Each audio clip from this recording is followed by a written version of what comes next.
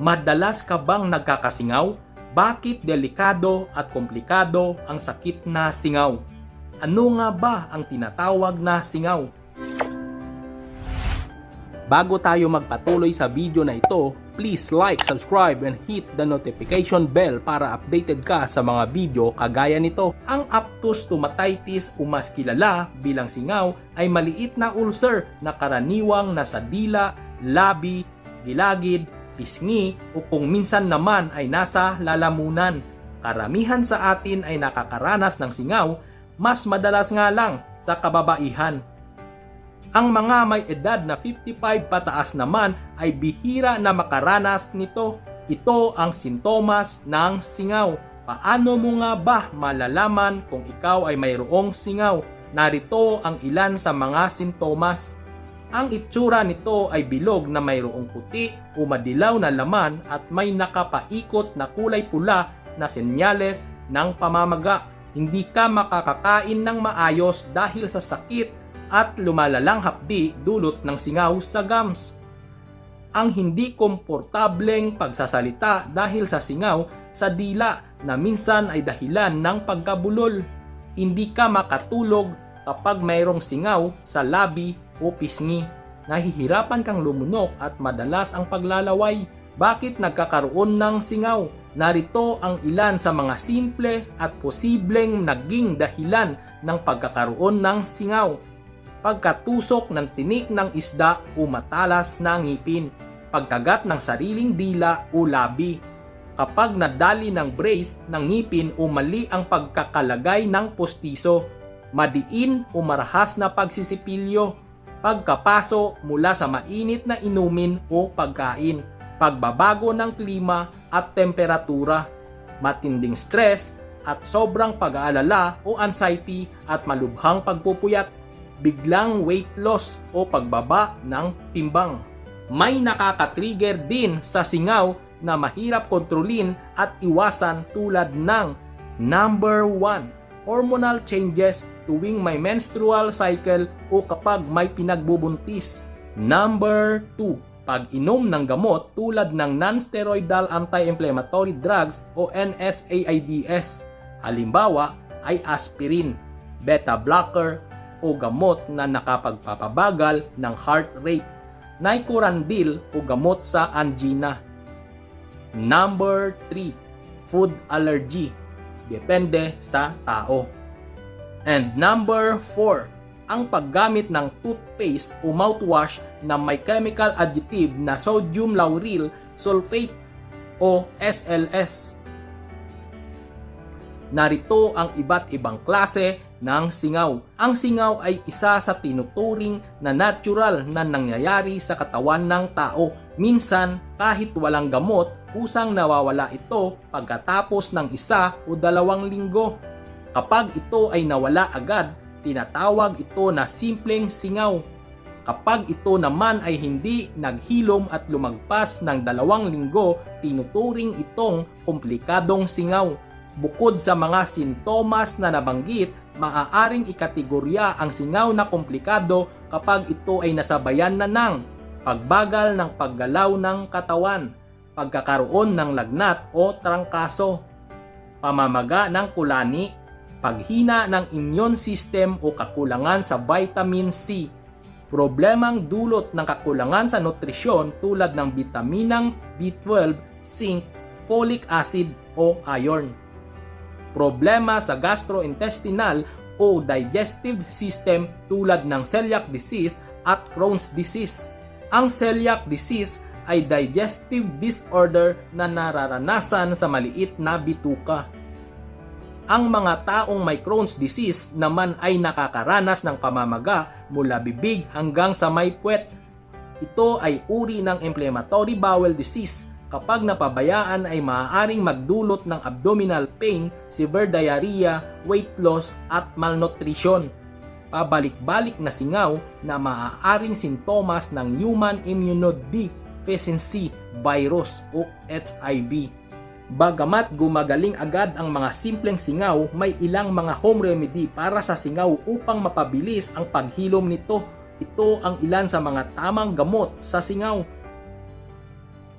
Number 1, peppermint at langis ng eucalyptus. Ito ay nakakatulong upang mamanhid ang sugat na dulot ng singaw.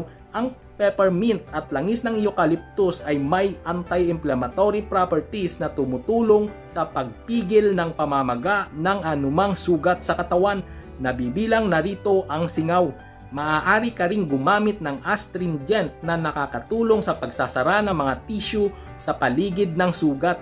Ito rin ay may cooling properties na mabisang pampaginhawang dulot ng langis na ito. Number 2, baking soda.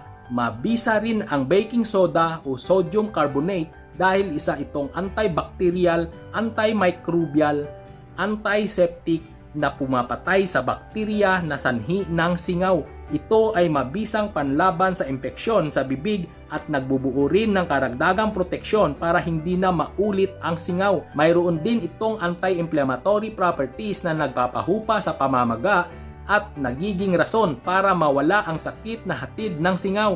Upang gamitin ito, gumawa ng paste gamit ang baking soda at kaunting tubig saka ito ipahid sa singaw. Patagalin ng 10 minuto at magmumog ng malamig na tubig pagkatapos. Number 3, yogurt.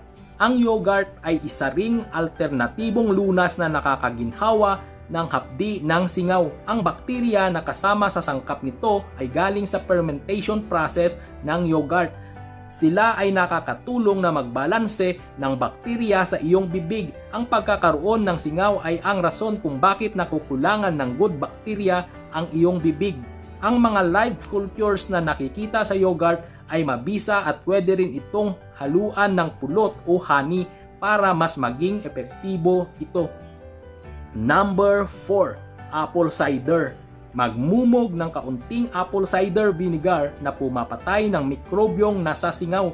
Gawin ito 3 beses sa isang araw. Number 5, tubig na may asin. Isa sa mga kinaugaliang remedy para sa singaw ang pagmumumog ng tubig na may asin. Ito ay gumagana dahil ang asin ay nakakapagpalabas ng fluid sa laman ng tao. Dahil dito, ang pamamaga dahil sa pagkaipon ng fluid sa sugat o singaw ay kayang palabasin ng asin sa pamamagitan ng pagmumumog nito. Ito rin ay mabisa dahil ang asin ay may antibiotic property na nagtatanggal ng sakit at impeksyon. Nililinis nito ang sugat para labanan ang impeksyon at pamamaga.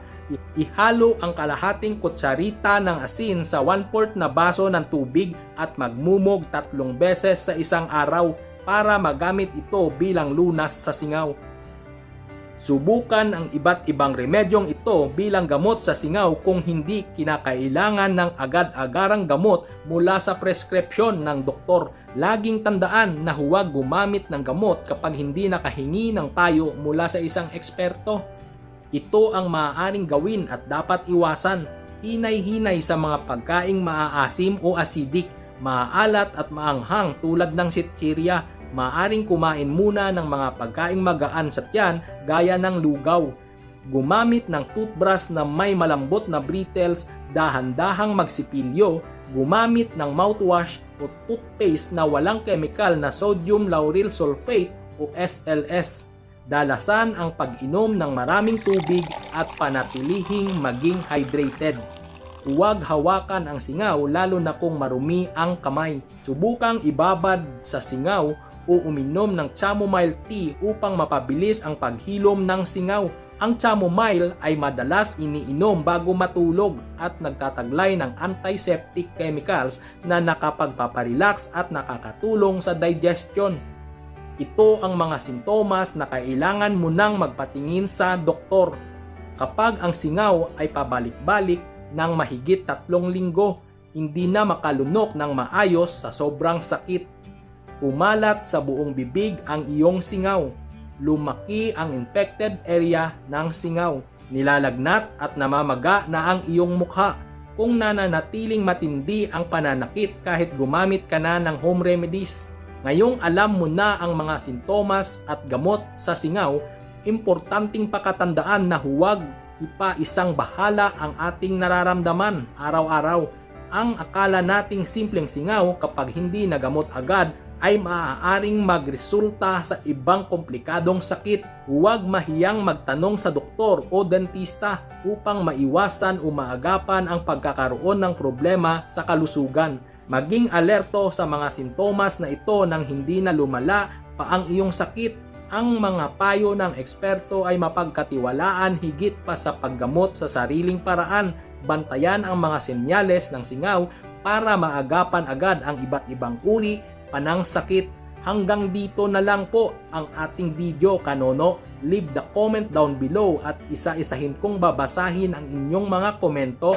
Huwag kalimutang pindutin ang like and please don't forget to subscribe and hit that notification bell button para updated ka sa mga video kagaya nito. You now